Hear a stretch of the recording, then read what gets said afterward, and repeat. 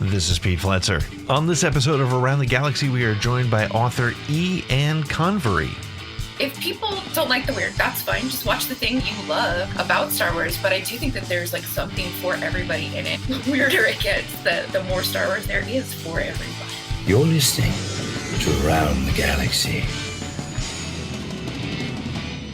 Welcome to episode number 142 of Around the Galaxy, the Star Wars fan talk show. I am your host, Pete Fletzer.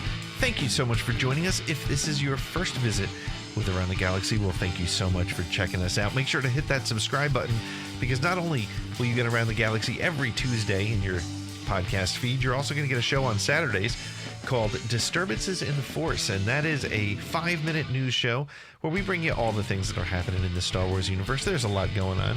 No clickbait, no spin, just give us 5 minutes and we'll give you the galaxy. Well, this week's Around the Galaxy is a first in that I have a co-host this week. Becca Benjamin from Tarkin's Top Shelf joined me as part of our show together on Podathon 2021 a couple weeks ago when we had Anne Convery as our guest. Now, first of all, let me just say, Becca was much more than a co-host. Becca was such an important part of getting guests and getting people and getting prizes and helping wrangle together Podathon 2021. So I want to make sure to thank her for that. Also, if you like what you hear here, and I'm sure you will, make sure to check out Tarkin's Top Shelf, which is a phenomenal podcast. They talk about all your Star Wars literature and just a lot of fun. Her and Mark Suter, what a great show that is. But hey, speaking of great shows, as I said, we had an interview with Anne Convery. Now, Anne Convery wrote the story Bug for Clone Wars Stories of Light and Dark, but she's also married to Dave Filoni, and we couldn't help but go there. So this episode, we're going to get into all kinds of things from, witches in Star Wars as a genre in itself, and what it's like to live with Dave Filoni. It's a lot of fun. I'm sure you're going to enjoy it. So we'll get to that in just a moment. But first, I want to introduce our resident battle droid, ATG3. Thank you. What are you talking about? It's the first having a co-host. What am I? Yeah, I'm just... You're my droid. You have a job. You read reviews. That's what you do. Maybe I'm going to start my own show. Okay. Maybe I'm not getting enough time on Around the Galaxy. Sure. Go ahead. Go for that. No. I mean, hey, you know what I'll do? I'll go guest on other people's shows. Okay. Yeah. Hey, if there's any podcasts out there that want ATG3 as a guest, stop me. Yeah, go ahead. DM should him. I just read a review, or are we going to skip that? No, go ahead. Read the review. No, okay, I'll read a review then. Thank you. This week's review comes to us from somebody named Tizad. He's got like 75 Z's in the middle of that's Todd from WSTR. Anyway, Tizad says, Pete Fletzer is a national treasure.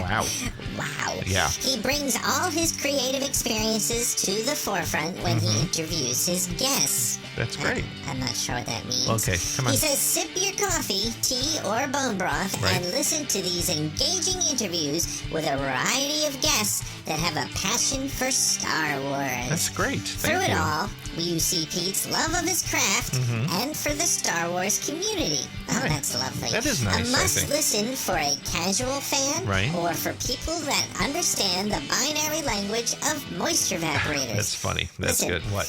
I understand the binary language of moisture evaporators, and I'm not quite sure I understand this show. Okay, it's not that All hard. right, well, it's an interview remember show. to follow us on all your social media channels at ATGcast, and hey, leave us a review. I would love to read yours and give you my perspective on what you're writing. Just read the reviews. I feel like that's what I'm here for. No, it's not. I know we said I'm not, but yet week to week to week, you let me do it. I so do. I think I'm sure posting why. a W. Okay. Unlike all those people who said that we were getting a Kenobi trailer last week. Okay, come on. Oh my gosh. Let's let that go. That's Star Wars for you. Yeah. Anyway, we'll be back with Anne Convery and special co-host. Yes. Hello, Becca Benjamin. After these messages.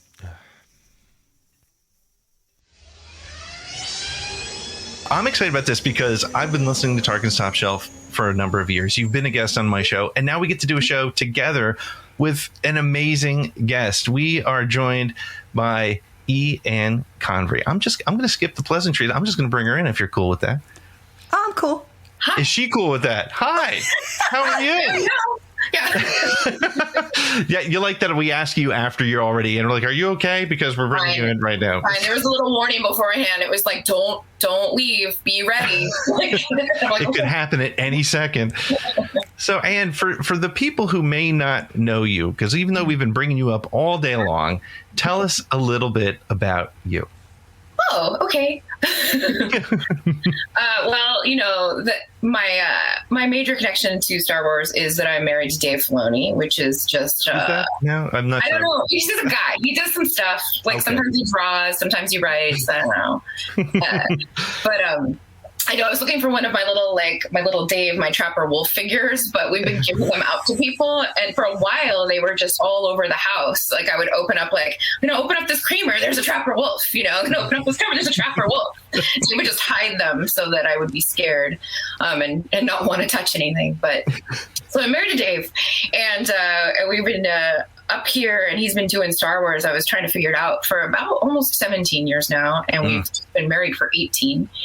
And then I finally got a chance to kind of more overtly be involved by doing the short story Bug for Star Wars, the Clone Wars, Stories of Dark and Light, or Light and Dark, the anthology, based on all those cool Clone Wars episodes. So it was a really fun project because people got to just sort of choose the episodes that jived with them the most, or the characters that they were really interested in knowing more about. And so authors got to riff on those cool episodes of the Clone Wars. And it was really fun. That's excellent. And so you also, you've done some other writing, of course. That's not the only thing you've been a part of. And so maybe what drew you to the Bug story? Oh, well, my background is in first English literature and then psychology. And in both cases, I did a lot of work around fairy tales. And so there was just so much leeway in the Bug story. I realized I'm not so much telling a Star Wars story as I'm telling a fairy tale, which is what I'm really interested in, but in a Star Wars context. And you can make the argument that that's what's happening in Star Wars a lot of the time. We have all these archetypal characters, fathers and sons, and princesses, that self-rescuing princesses, But really, I think it's definitely a deeper mythology. Like first comes mythology, kind of those base archetype elements, and then comes a filter of fairy tales that we tell around the campfire that were an oral tradition and then became a written tradition. And so it was just riffing on my fairy tale psychology Jungian thing, but doing it with cool space stuff. Cool space stuff. Love it. Yeah. Love it. It's great. So now I'm going to guess maybe you were a Star Wars fan before you met Dave, who was obviously also a Star Wars fan, even though he wasn't working for it. So did you grow up with Star Wars as part of your life? What's funny is I'd say that I grew up more with like the re-releases of the classic Disney films in theaters is what I remember. And then I was definitely an Indiana Jones fan during that. I don't know that there was anyone in my house that was Star Wars centric, so I had to wait till those came out later. And so when they were re-released in theaters, I remember dragging my mom along. I was like, Mom, this is culturally important, we have to go. And she fell asleep, and I was just so amazed to see it on the big screen. I'd seen them, but I hadn't seen, like to see A New Hope on the big screen for the first time. I mean, is there anything better? No. No. I agree with you there. Yeah, so A New Hope, that's still see, I don't rank Star Wars films. I don't like that because I feel like it's one complete story. They're just kind of like chapters. So for me, it's like my go-to, which would always be A New Hope, because it's the one movie for me that has a start, a middle, and an end. It's a complete story. So I totally get you with the A New Hope, but Pete's got all these good questions here. So I'm sorry. I'm like, So, because I want to know this, what is your go-to, if you prefer to call it that, or favorite non-Star Wars film? Non-Star Wars film? Oof. Yeah. It's funny. I was just talking with a friend about it's really hard to pick a favorite because, you pull them from so many genres and you think about it. I actually really love Joe Wright's Hannah. There's the series, I think, now on Netflix, which I haven't touched just because I love Hannah so much, with like Saoirse Ronan, Eric Bana. That's one of my favorite films of all time. I don't know. Have you seen it? I think I have, but it might have been a while. That's like, you're going back into, would it be like, am I thinking like late 80s, 90s? No, it's more like 2010. No? 2010. Oh, gosh, nope, then it's not what I'm thinking. I'm old, but I think of lots of things. I saw the movie, Baz Luhrmann, who everyone knows because like Romeo and Juliet, and I loved his first feature film, Strictly Ballroom, which came out probably in like 1993. Yep. And I saw it in the theater 11 times. So that was like my Star Wars. This weird Australian ballroom movie. That's my version of Star Wars. And that's okay. 93, though, they had some pretty, do you want to call them blockbuster films at that time? What we have to be a Jurassic Park. That came out in 93, if I'm not mistaken. Me, because I'm a real big nerd. I happen to absolutely love Hocus Pocus. So that came out in 93. I remember my kids all watch it at midnight. I think it was the first movie I ever lined up to go and see at midnight. And I remember the dinosaurs when Sam Neill does that great thing where he sees them before you see them and preps you. Just preps your heart for it. I just remember bursting out crying when the dinosaurs come on, though. It was so incredible. It was just the most magical film moment. That's awesome, because I still remember that. And coming home at night, I was constantly looking at my rearview mirror, constantly thinking there was a dinosaur behind me. Yes, T-Rex chasing you home. Oh, absolutely. Yeah, it really shook me. Kind of like Jaws did when I was a kid. I still don't go in natural bodies of water. Pools, yes. Natural bodies of water, I don't go in. Jaws wrecked me. So, my mom always tells me about going to see Psycho in the movie theater when she was a kid with her younger sister, and how she had to sit for like the next year. She had to like sit on the toilet in the bathroom next to the shower at their house while her sister took a shower because she was so afraid to be in there alone. Yeah. Some of those movies, man, they destroy you if you watch them too young. They really do. They do. Having young kids myself are 9 and 12 right now. I'm like, is it okay for them to watch this? Is it not? Is it going to ruin them for life? I'm always just a little concerned, but I'm like, yeah, they're good movies. Go ahead. You can watch it. And then my son, who's 9, who's got all his friends, he's like, hey, Dad, can I watch Squid Game? I'm like, no, absolutely. Don't even think it. Like, it drives me crazy because I saw Squid Game, and it's talk about things like, it doesn't matter if you're 9 years old or 51. It's like that film or that series is just, I don't know if you've seen it. It's a little intense. I'm not watching Squid Game because I'm not old enough to watch it. Like No, I think you're right. It'll mess with you. But it's funny we're talking about Jurassic Park, because when I think of movies and I think of sort of those magic moments, first of all, what's amazing about Jurassic Park still is that it still works. You can watch Jurassic Park today and the effects still hold up remarkably. I mean, it's wild. But that moment specifically that you talk about, where Sam Neill, he takes the glasses off and he's shaking and he's just, it's untoppable. But what adds to that is John Williams' score that goes with that. Every time you hear that music, you can see that entire scene as it happens, and so that's pretty wild. So as far as you've been a bit of a Star Wars fan, you've worked on that book, you've had all kinds of things, and I understand your favorite Star Wars character is the whole the Night Sisters situation. So tell me about where that comes from. I mean, it sounds like you studied sort of the fairy tale sort of thing, but why does it work in Star Wars? Because to me, I'm sorry, I ask a question and then I keep talking. That's bad interviewing. But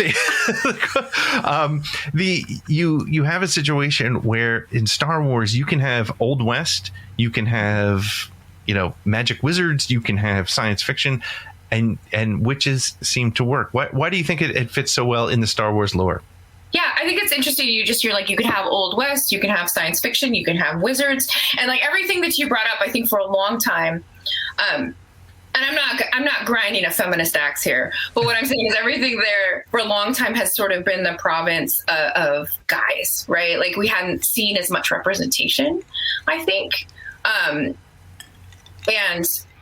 it's like, well, why not? I mean, there's other people here. There's other people doing other things with the Force. And I think that one of the really interesting things about a Disney era Star Wars and the sorts of stories that we're getting to see told in the EU, in the major franchise films and on, streaming, is that we're really getting to add a lot of voices. Mm-hmm. And so the witches to me they're just one more voice that's been around. It's been around for a while. Katie Lucas kind of dug them up to do the Night Sisters and the Clone Wars and expanded on them. And so they've been there. And it's the idea that, the Force permeates everything. We know there's more than one way to use it. And really a lot of how it's used and how it's going to go has to do with your intent. And so we have the Jedi and we have the Sith. And then we've got this other sort of wild element. When you look at the thing that's like chaotic good, chaotic neutral, chaotic, And I'm sort of like, I think it's a fun, where would you put the Night Sisters in that chart? I'm going to turn it back on you. Where would you put the Night Sisters on the chart? I think you want to go, you naturally want to go, chaotic evil or lawful evil or something like that, right? Boy, my D&D days are all flushing back into my brain and I'm trying to think about that whole alignment. But what's interesting, but I think that's the great thing about Star Wars is that it also plays in that gray area because they don't feel like they are, right? They feel like they're using, it's just like we had a conversation first thing this morning when we were talking about Book of Boba Fett. We said, he's a bounty hunter, so is he a bad guy? And bounty hunters aren't necessarily bad guys because they're chasing bad guys. And that Star Wars lives, and I think it tells its best stories in those gray areas. So to answer your question, I think they think of themselves on the chaotic or lawful good, and we as an audience see them because they're not going the direction we would necessarily want them to. And it's all perspective, right? So. Yeah, I don't know. I mean, I think that if and when we see more witch action in Star Wars, that would be interesting, right? To see how that evolves. Because we've had 2 seasons of The Mandalorian. Mm-hmm. That guy starts off as not very pleasant. He's got a bounty on a 50-year-old baby that everyone thinks is adorable from the moment it puts its little blanket down. And you're like, oh no, what's he going to do? And he's going to deliver it. And it's his intent. It's the moment that he goes, no, this ain't right. And that sets him off on a whole different journey for who he's going to be. Not just an orphan who's bitter, who lost his parents, became a child of the watch in a cult, but somebody with his own agency, who's capable of love, which I think is probably one of the biggest themes of Star Wars. I know that there's been that clip of Dave going around talking about hope, and how important hope is in Star Wars. And without change and movement, there's no hope. And it's always those moments of significant change or insignificant change, just small decisions that end up having the ripple effect that take us on the whole journey with a character. That makes it live, I think, for us. Because it's you can have as many wonderful special effects as you want, but it's back to Sam Neill. Without his reaction to that thing, right? Without John Williams' score, bringing your heart soaring to meet this thing that you've been imagining since you first had your dinosaur picture book as a kid. Right. Mm. All these little changes that invest us, and that we see a mirror that we put up to ourselves and go, oh, if I just make this one change, I can start a whole new character arc. I don't know. That's the power of Star Wars for me and storytelling generally. And the witches have so much possibility. Witches aren't bad. Chaotic evil. Come on.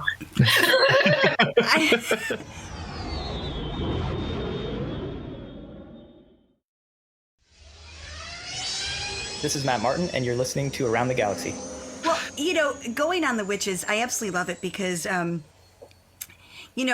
you were talking with The Mandalorian, we do get some, to me anyway, and again, art is up for interpretation, right? So in the episode in season 2, when we finally meet Ahsoka and, she gets to meet Grogu and they sit, and I know I've messaged this to you personally, and I love it. I'm very big into witches and witch lore and all that jazz. Absolutely love it. So it's Grogu, it's Ahsoka with a lantern, and the big full moon is above them, and they're quiet. I mean, you could hear a pin drop, and Din's like, what the heck's going on? And she's like, well, we can hear each other's thoughts. Well, in neo-paganism, when the full moon is in its fullest, they say in a spiritual sense, if you're an empath, it's really potent for you and you can feel those feelings of others around you. It's one of those spiritual moments where you can literally tune into yourself, tune into others. And to me, whoever gave the go ahead to John and to Dave and all those to say, we're going to do this in the dark with a full moon. And, you get the creepy looking leafless trees because obviously everything burned over there, right? And it taps into that lore, which to me makes sense. They're both Jedi. The Force, like you said, when we learn it from Obi-Wan or from Yoda, it's this energy field. It binds everything. The rock, the tree, the ground, you, me, all of it. Yeah. Doesn't that just fit in with what we have learned throughout, pagan, for pagan, for witches, for Wicca? It's all the same thing. It's this energy and it binds it all. So to me, it makes sense to get this lore, to tap into more, if not even Night Sisters, maybe another branch off of that. Like you did so well with your bug story with Falta. I mean, she's the opposite, the inverse of Mother Talzin, where Mother Talzin and her clan destroy, she creates, she nurtures, she encourages light and growth. And I think there's a beauty in that we need to see more of. And, I absolutely love it. Sorry, I went on a tangent there. No, I love it. Hey. I mean, Falta's whole deal is that she's kind of like a potter. That's what she does. Yeah. She's like, I like making ceramics, and there's only so much you can tell a story about a ceramicist living quietly in the woods with her cat. I want to live. What do you mean? But it's like, so far as stories go, I know that maybe that's not, no. But at the same time, if the entire planet, the Night Sisters, is just like warring ladies, domineering women, doing sabbats and dancing in the woods and using laser bows on each other or whatever, which is all cool. But if that's all that's happening, you don't have a culture. You just have this kind of cliche idea of like warrior witch women, and so that clan, the Night Sisters clan, awesome. But there's got to be a whole lot else going on that planet. Thank you. Yeah. Yeah. I think I read in an interview you did, I think it was with Nerdist around the time that came out, was just that you recognize, and I think this is what some of the really good Star Wars stories are starting to recognize is, you may have a planet that's all ice or all lava or all whatever, but it's a whole planet. And so the fact that there's you're going to have some variety, and that variety is actually a great way to dig into some of these different Star Wars cultures, I think. Yeah. I mean, look at how we live on our little blue ball. It really is a small world. And I'm not trying to name check Disney there, but it is. And it's like, what a massive, wonderful, stunning variety of life and choices and cultures we have, and that's like the thing that puts me in awe of Star Wars. Like, have you ever been to a planetarium and they do the whole thing where they're like, we're so small and insignificant in the universe, and it should make you feel terrified, but it kind of makes you feel great. You're like, right. Yeah. That's actually not that much that's up to me. I just have to be the best person I can be, and that's fine. That's not that big a deal in the grand scheme of everything. And I was just like, there's so many universes, and in Star Wars we get to imagine all these planets and all these places. Even the little sad sort of asteroid that Bug lives on, I'm like, there's that place too. There's that place that you have to have the impetus to leave. There's that little bit of shadow that's going to make you turn like a moth towards the light. I mean, there's so many possibilities from the little minute kind of gray places to the grand places, like Coruscant is a grand place, Right. So how much as living with one of the story creators for Star Wars right now, how often, I'm going to dig in a little bit. How often do you just have conversations where you just like this, where you're like, well, what if you explored this? And I'm not asking you to take credit for Dave's work, although, I'm happy to. I'm happy to. Yeah, we're going to say it right here, right now. It all comes from Anne. But do you get to have these great sort of storyteller conversations around the table, or is he kind of? No, we absolutely do. I mean, it's fun. It's fun most of the time. There are times where I'm like, so hey man, we need to get the plumber in here because there's this leak, and I think there's a mushroom growing through the floorboards. And he's like, so what I'm thinking for Ahsoka episode 2, and you're like. cool guy, but also, we live here now, you know.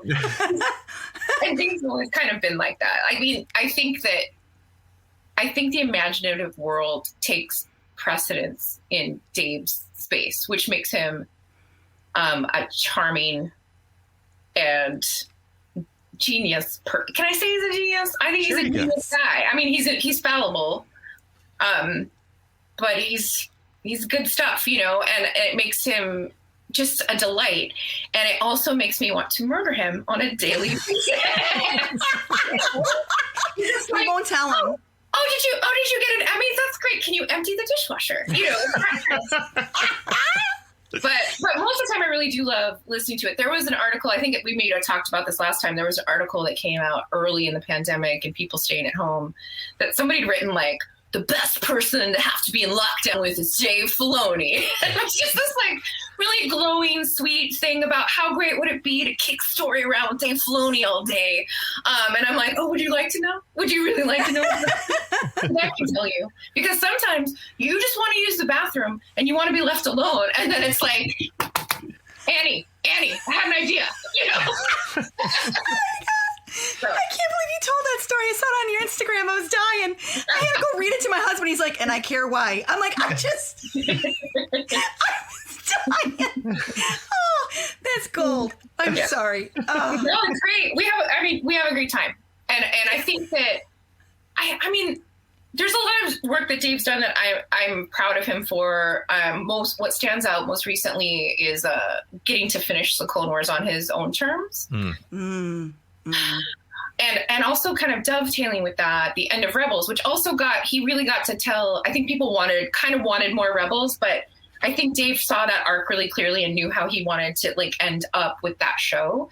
And it's got some of what I think of as like the weirdest Star Wars in it. You know, like wolves and interdimensionality and worlds between worlds and I love it. I think I love it. Maybe, I don't know if I love it more than your average Star Wars viewer. I'm sure there's mixed feelings that people have about it because people have like strong ownership feelings of Star Wars and what they expect to see in a Star Wars. But for me, because it's so purely Dave, but still working by sort of the rules and with the respect of what George established and what he learned from George, that stuff just floors me. And I'm so proud of him for those things. It's so interesting because, you know, as I spend way too much time in Star Wars Twitter and social media, and, you know, on my show, I've done, 140 different interviews with different people. And a lot of people say, I love my Star Wars weird. Right. And that's, I think World Between Worlds, I think, the Loth Wolf and Rebels really delivered that really, really well. And it's interesting, though, how do you think, as a fan, balancing kind of, I'm not going to ask you to read Dave's mind, but as a fan, how do you balance? Because you do have, there is a huge percentage of fans that got into it for the pew pew and the spaceships and lightsabers and laser guns, right? And then you have, I guess it's kind of what we talked about before, and this is kind of a theme that we're hitting on here, and that is that how does it live together? And do you think that it ever clashes? The pew pew and the weird? Yeah. Okay. Ha ha ha ha. I don't know. I think I've seen it finesse pretty well. I think it depends on. It almost goes back to that old, kind of the old argument we were having a while back of like, who is Star Wars for? Star Wars is for everybody. Mm-hmm. And I think that our longtime friend Ashley Eckstein, when she started her universe, she really started trying to make it so that Star Wars was for everybody as well as everybody. Mm-hmm. And I think we see the shift in the culture, and I'm like, you're never going to get rid of pew pew. It's right. The best of Star Wars. Laser swords, we love it. It's Knights of the Round Table. It's samurai. It's all of the warriors of old, but in this new context that George created. And those are all people. It's like you can look at someone holding a lightsaber and, oh, there's this person and this is what they do. And you can have this one like sort of angle on them. And then you turn it and it's like, but who is their father? And are they someone's father? And are they someone's son? You know, like suddenly it's much more dimensional. And so if people don't like the weird, that's fine. Just watch the things or imbibe the things that you love about Star Wars. But I do think that there's like something for everybody in it. And for me, the weirder it gets, the more Star Wars there is for everybody, you know? I mean, I guess there's a place you could go off the rails and be like, this isn't Star Wars anymore. But you've got like some pretty good guardians in there, people who are really like aware of what the DNA is. And I think that's the key. You know, we have an interview with Matt Martin coming up, and there's this whole kind of, you know, this. I think when you look at some of the EU books back in the 90s, and I had the great opportunity to speak to Kevin J. Anderson, and he was talking about back then they sort of like picked up the phone and called each other and was like, hey, I'm going to do this with this character, I'm going to do that with this character, and yet it still stayed sort of within those bounds. But I think maybe if I get you to respond to this phrase, that Star Wars is its own genre now. Would you think that? Would you agree with that as a concept? Oh. I almost feel like it has been from the beginning. I don't think anything else was doing it, even though, you know, George is riffing on those old space serials that he loved so much. Mm-hmm.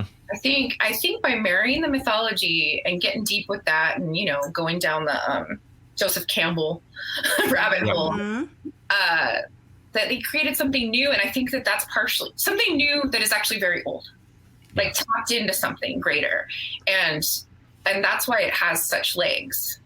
You know, and I think that that's true of Marvel, too, because superheroes are just those archetypes as well. So when we look at comic book movies, so when we have superhero and we have Star Wars, it's just like bringing up the Disney Plus screen and it has all the categories. And it's like, yeah, those are kind of their own genres. Yeah. I think that's a good observation. Yeah, I agree with that.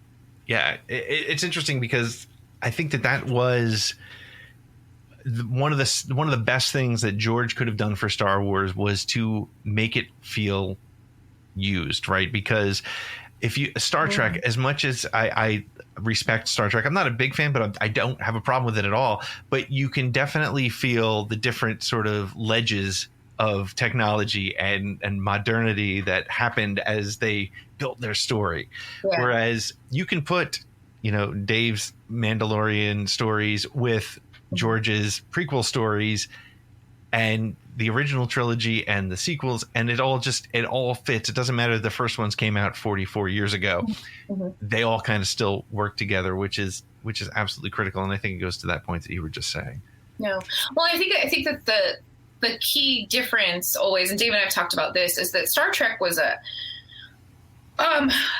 has a real social, not that Star Wars doesn't, but Star Trek has a real social conscience, sort of a sociological storytelling experiment that really directly dealt with, like when it came out, the things that were going on in the culture, particularly American culture, but within the world. And Star Wars as myth making just in space, with the pew pew, has kind of deeper roots. And you got to remember, Star Trek, that's in the future. That's some kind of imagined future that we want to get to, where things are operating in a different fashion.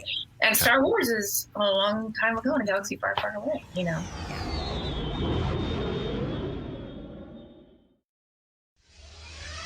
Hi, this is David W. Collins, and you're listening to Around the Galaxy. I love the talk of multi-layers and the change and the weirder as time goes on, because let's be honest, where we are now in modern day, things are weirder. So it makes sense to make Star Wars match that, right? So there's more relatability. And that's something that I think even George said in the beginning. He wanted to create these stories for kids so they can embrace mythology in a way that they can relate to. Yeah. So to me, that makes sense. Every generation, as they say with Star Wars, has a story. So it makes sense that it fits that era of where we're going. And the multifaceted of layers, which you did so well in your own story with Bug, I love the fact that it's a story within a story. And the more I thought about, talking to you today, because I know we've already discussed Bug on Tarkin's Top Shelf, but I got to thinking, that moment, the story within the story where, Falta is telling Bug the story of Yenna, and all that adds into a bit of flicker of magic going on. You get the fireplace going. I'm like, oh my God, I got total Lucy vibes from Narnia. When she goes into Narnia and, she meets I can't think of his name. But Mr. Tumnus. Thank you. Yeah. Thank you. That's right. And he brings her back to his home because he knows he wants to turn her in, but he's dealing with his own internal guilt. But, as he's telling his story and she's, eating her treats and drinking her hot tea or whatever it is, he's kind of, in a sense, drugging her. I hate to say that, but the fire is flickering. She's seen a bit of magic, and there's images in the fire. I'm thinking, oh my God, Bug is having a very similar moment with Falta. Only Falta's really not trying to do anything or any harm to Bug. She wants the information that Bug has. Yeah. So, but it's kind of like that story within the story, and it adds these multifaceted layers to not just Falta and the Night Sisters and all that, but it also adds more layers to who Bug is and who Bug wants to be, and that whole journey of discovery of who am I, you know? And I love that because the way your story ends as the only original short story is that we don't know what happens next. It's unlimited possibilities of where Falta and Bug are right now, right? Yeah. And I have been saying for a while now, I want to know what is Bug up to? Like, where is Bug? I should work on that, huh? Can I just nudge you a bit? I should work on that. I mean, your whole story within the story and adding layers to not just the story itself, but to character. And that's just, it's beautiful. Thank you. That's really kind of you. I mean, I really was I'm wordy in case you haven't noticed during our time here together. So much. It's all good. And that also works when I'm writing. So that's kind of partially why you get story and story. But I wanted her to be a storyteller. And then Bug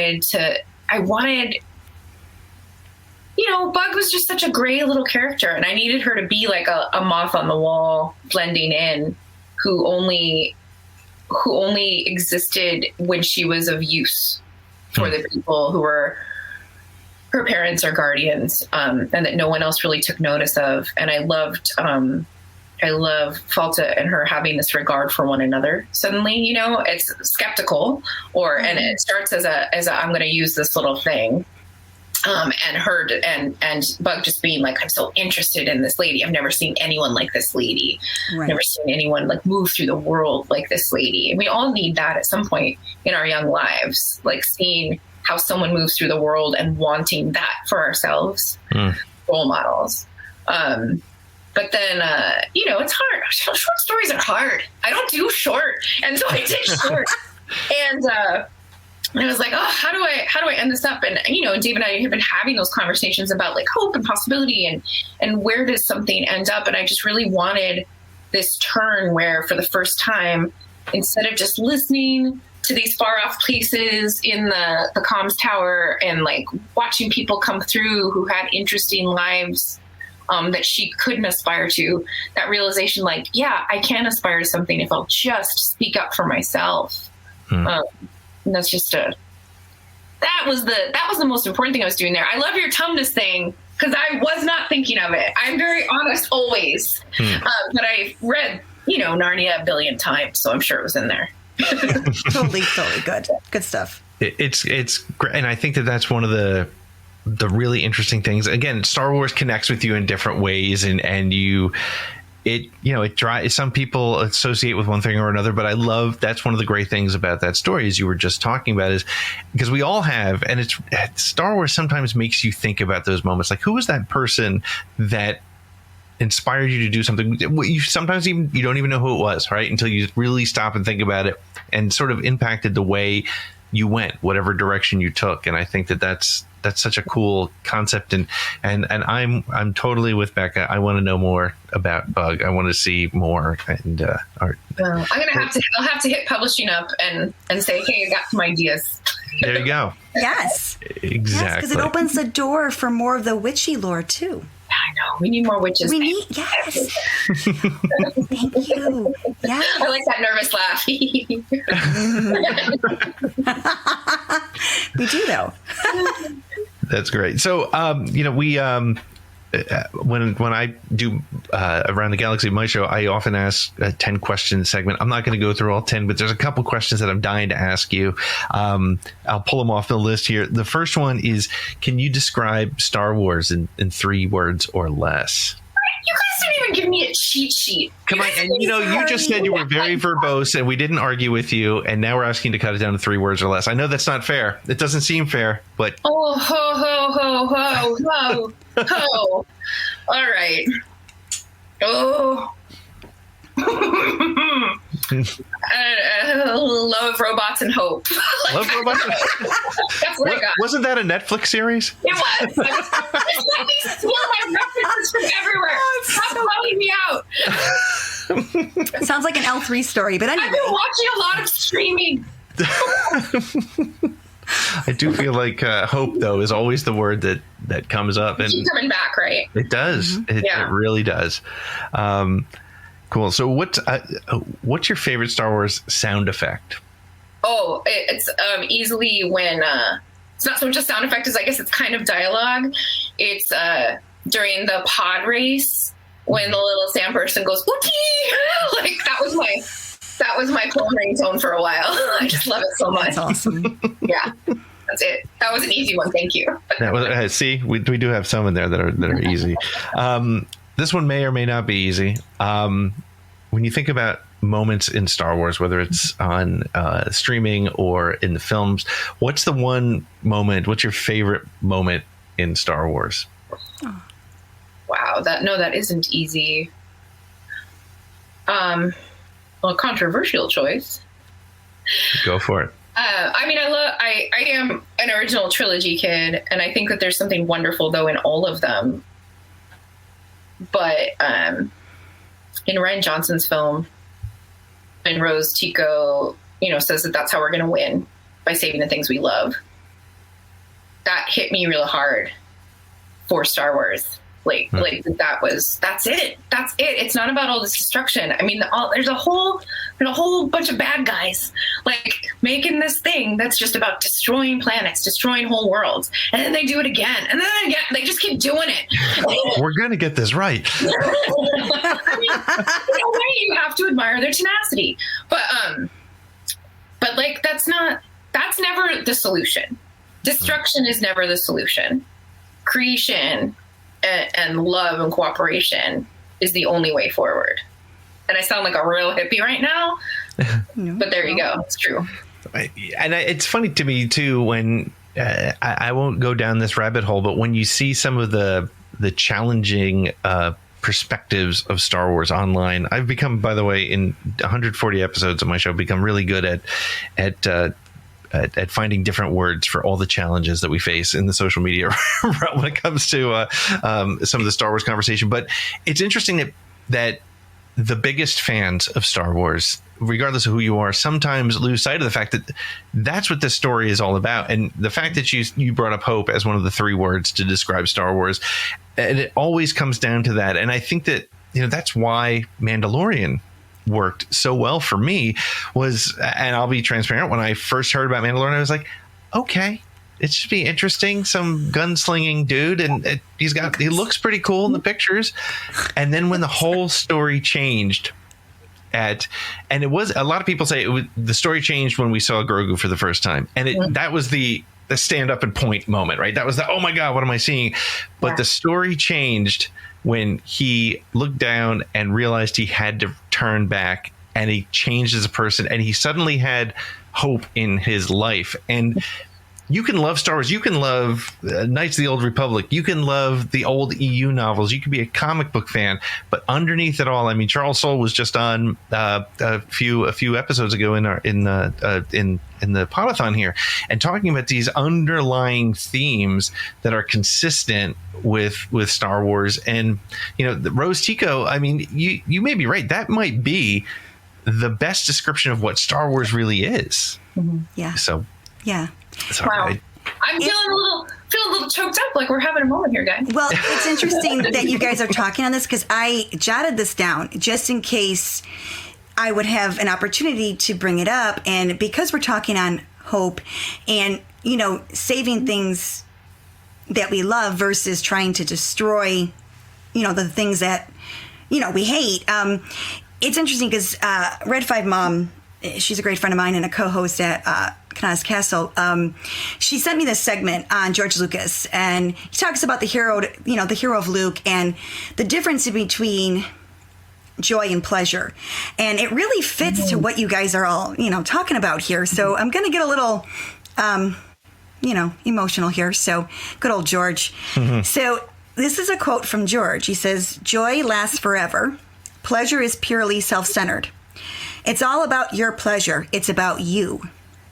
It's a selfish, self-centered emotion that's created by self-centered motive of greed. Joy is compassion. Joy is giving yourself to somebody else or to something else. And it's the kind of thing that is in its subtleness and lowness more powerful than pleasure. If you get hung up on pleasure, you're doomed. If you pursue joy, you will find everlasting happiness." And I think that is Din in a nutshell. Yeah. And I want to cry now. And it fits with everything we're doing today. Because it's not about the pleasure aspect. It's that everlasting happiness of giving joy to somebody other than us. Yeah. So, yeah. I think George, he always comes through. That guy knew some stuff. That guy deserved everything he was doing. Yeah. That's and I think that's, if you think about it, look, I'm a 51-year-old man. I saw Star Wars when I was 7 years old, and I'm still it brings me joy. And the moment it stops bringing me joy, the moment that doing a podcast or talking about Star Wars to people like you or people I meet on the street, I don't stop people randomly and say, "Hey, can they talk to you about the truth of Star Wars?" I don't do that. But although if I see him wearing a T-shirt, I am pretty likely to ask him. But it's that consistent happiness it brings people, and let's turn it around. How does, you were saying before about how Dave is always in that creative world? Is he always in the Star Wars world? Like, is he is he able to pull himself out of that and think about different sort of things, or is it like 24/7? Or sorry, my dog is barking. That's quite all right. Is it joy or a job for the two of you, do you think? Both C's. What's funny is Dave's not a beach vacation kind of guy. Like, if you put Dave on a beach with a pina colada in his hand, he'd say, "What can I make with this?" Like, it doesn't stop. So, his way of kind of decompressing and making sure that he still has something to give to Star Wars is that he makes other things, so he's obsessed with Godzilla. That's like one of his, it's probably right up there with Star Wars for him. He loves everything Godzilla, and he makes model trains. And sometimes he'll do like less niche things. He'll just be like, "I'm going to just carve some animals that we could maybe put on the house." And I was like, "Okay, that sounds great, honey." But he's always making that. Or he's like painting his goalie mask for when he still gets to play hockey. Like, there's just always something going on. Very rarely is Dave not doing. So he's like a what's a difference engine? He's like an engine that just keeps going. It's self-sustaining. But self-energize, or the Energizer Rabbit. Yeah, he's just okay, good. That's a creative. That's what I'm missing now. Yeah. Yeah. So like things are pretty crazy with the schedule right now with all the things that they're making, and he's spending a lot more time in Los Angeles. And I'm sort of like, when's he going to recharge? When's he going to come up here and make his little trains and be ready to make more of the Star Wars? So I have to, I feel very much like it's part of my job to sort of like be the guardian of the marches of Dave Filoni's creativity and making sure he gets, some sleep and some food, because otherwise he just goes. Yeah. Yeah. So what you're saying is that Anne is the driving force behind Star Wars. It's people. Yeah, obviously, that's what I meant to say. That's the quote I'm taking from none of this. You're welcome. Now, can you imagine? Do not quote me out of context. No. But I mean, it's what it's. I think what's really cool too is, and I found this just through getting the opportunity to speak to various people. But it's it's the humanity that brings from the humanity of the people who create Star Wars, John and Dave and the story group and JJ and it's their humanity that when Star Wars is at its best is when that's coming out. And honestly, we said it in jest, but it's kind of true. Without that, if he doesn't have that place to come home and recharge and get ready to, you're not. It doesn't matter what you do. If you work at a gas station, if you're not going to be a great guest, I mean, there's a really bad connection, but if you're, if you have a job that's not writing Star Wars, you need that, right? Everybody with your life. I don't know what your job is. You need that, right. Because even, still writing Star Wars can be a real grind sometimes, Yep. and there's a lot of, I mean, neither Dave nor myself takes lightly the responsibility. I mean, it can keep him up at night sometimes, Like I've seen him navigate that too. The night before Mandalorian premiered, we weren't like, oh, well, we've got this. We've knocked it out of the park. We were sitting there like, how are they going to take it? Yeah. And maybe now, hindsight is 20/20. It's like, how could people not enjoy it? The night before, you have no idea, and you're just hoping that your creative vision matches up with what people are wanting, and what people are going to respond to, what's in the zeitgeist, it's a real ride. But, any job that anybody does with integrity, I don't care if it is working at the gas station, bless everybody who does their job with integrity and brings their all to any endeavor, and we all deserve a place or need a place to come home to. And I think that is something maybe we're seeing a little bit in Star Wars. There's this, you see it with Luke. I mean, he tries to go home and it's all burnt out, and then he's got to find his place in the world. And in my story, Bug's home is no good. She's got to find her place in the world. And in the sequel era films, people are looking for their place in the world, and we all are. That place where we rest and we feel like at home in the heart. And and not to be too gross about it, guys, but I have been married as of the first 18 years. And so, that place in the heart is often your partner, and sure. It's just, now this is the place where I can rest. So it's important to be that for our loved ones when everything is a little bit shakier, when everything is like, oh no, they're building a new Death Star.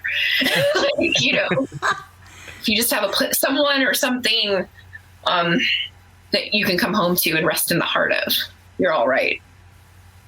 I love that, because everything you're saying is that moment in Rogue One where Cassian looks at Jyn right before they go to Scarif. He goes, welcome home. Yeah. I mean, that's, good job. Got all warm and mushy, and this is great. Yeah. Home and hope, they all go together, right? So yes. That's great. And congratulations, Lillian says right there, happy anniversary, 18 years. Yay. That's amazing, especially. I made it. You made Especially when there's no privacies in the bathroom, He seems really difficult, man. So. Oh, man. Well, and thank you so much for hanging. First of all, not just for hanging out with us, and not just for the amazing donation you gave earlier, but for giving us some inspiration to help also get others to get involved in this. Your generosity with the raffle giveaways have certainly helped lead us to blowing away the number we expected to get this week at or today at the Podathon. And so thank you so much. And it's just been a real pleasure to speak to you and get to know you a little bit, and know that there's some really great people behind the great people. Oh, thank you so much. This was a pleasure and super easy for me, except for that one question. I didn't ask it, so it's all him. It's all me. So, well, thank you so much, and thank you, Becca, for getting this set up, and give Dave our best. And I will. And our best to you. Thank you so much. This was great. Thank you for your hard work, and thanks for doing this for this great cause, because I know it's a real Podathon. Yeah, it's been a blast, and thank you so much for being a part of it. Yeah. Thanks, Anne. Thank you. Well, that wraps it up for this episode of Around the Galaxy. Thank you to Anne Convery and Pete's co-host, Becca Benjamin. And, thank you for listening. Thanks for hanging out and giving some time and all that stuff. Anyway, hey, this show has been copyright 2021 Pete in the Seat Studios. You can find us on all your social media channels at ATGcast. Go to our website at atgcast.com, and don't forget our Patreon program at patreon.com/atgcast. Our music is brought to us by the band Silver Colored Knob, and you can find them wherever you find music, so check them out. And hey, we will see you next week on Around the Galaxy. I sounded pretty excited about that, didn't I? I'm selling it.